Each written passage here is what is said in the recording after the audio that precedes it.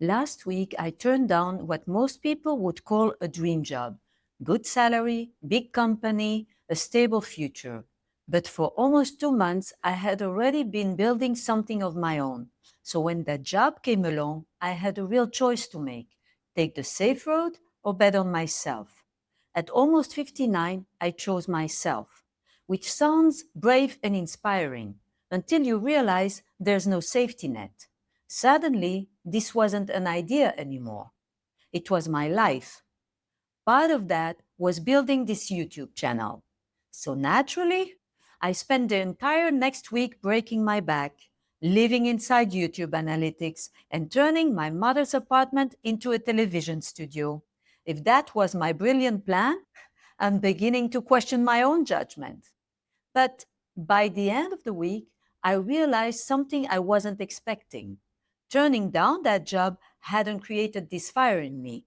It had confirmed it. For the first time in years, my life finally felt like it belonged to me. People think starting a business is exciting, and it is. Making the decision is exciting. The reality? Nobody tells you that in the beginning, your biggest job isn't actually building a business. It's learning 100 new skills you've never needed before. Then, suddenly, you're trying to understand why one thumbnail gets 5 clicks and another gets 50. Nobody talks about rewriting the same script 6 times because it still doesn't sound like you, or filming a video, watching it back, thinking, nope, deleting it, and starting all over again. Some days I feel like I'm building a business.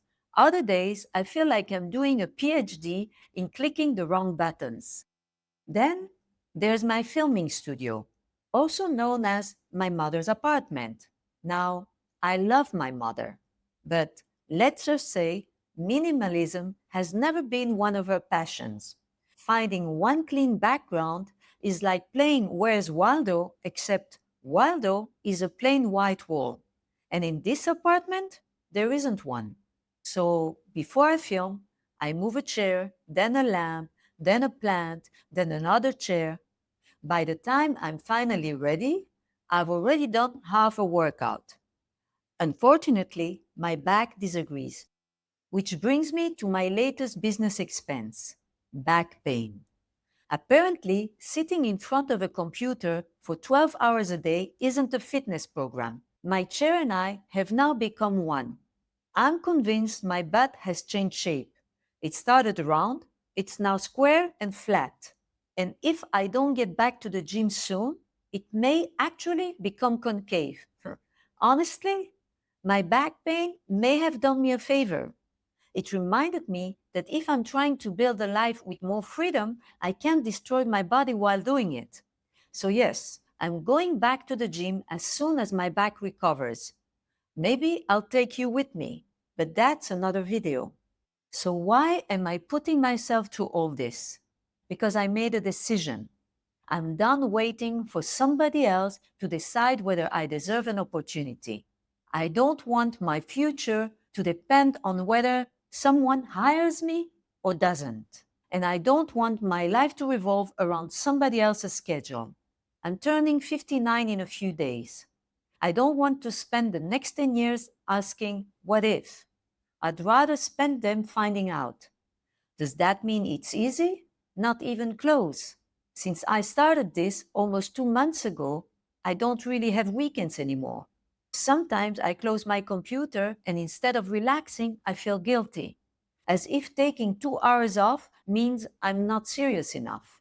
I'm learning that's nonsense, because burnout isn't a business strategy. And ending up unable to move because your butt has fused with a chair is not freedom either. But life doesn't pause just because you're building something. My daughters live on the other side of the world. Sometimes they call, sometimes they need me. And when they do, everything else waits. My work matters. My daughters matter more. And then there's my mother. I want to make her laugh, spend time with her, create memories while I still can.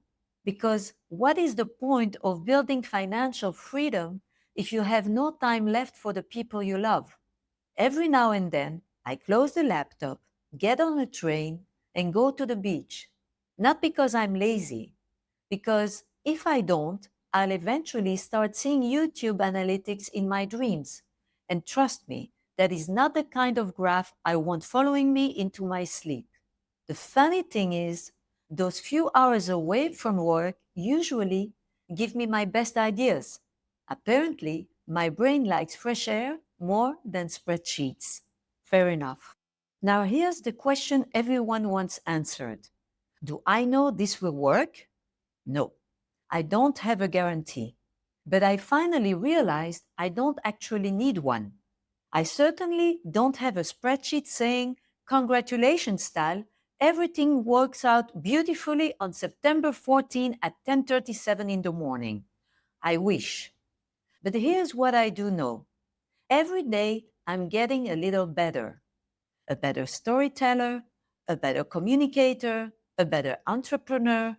And honestly, I think that's the most important thing I'm building. Maybe the business changes. Maybe it becomes something completely different from what I imagined today. That's possible. But I'm no longer waiting for life to happen to me. I'm building something of my own, even when it's messy. One video, one mistake, one lesson at a time. So, yes, my back hurts. My apartment looks like a film set that lost an argument with a furniture store. My chair has permanently reshaped my body, and my Google search history probably has YouTube worried about me. And somehow, even with the back pain, the square butt, and the YouTube analytics, I wouldn't trade this for the safest job in the world. Because I haven't felt this alive in years. Every morning, I wake up knowing I'm building something that belongs to me. I don't know exactly where this road leads, but I know exactly where I don't want to go back. And for the first time in a very long time, that feels like enough. I'm Tal, and this is the Badass Shift. I'm curious, what's one decision you've made that other people didn't understand, but you knew was right? Tell me below. I genuinely love to hear your story. And I'll see you next week.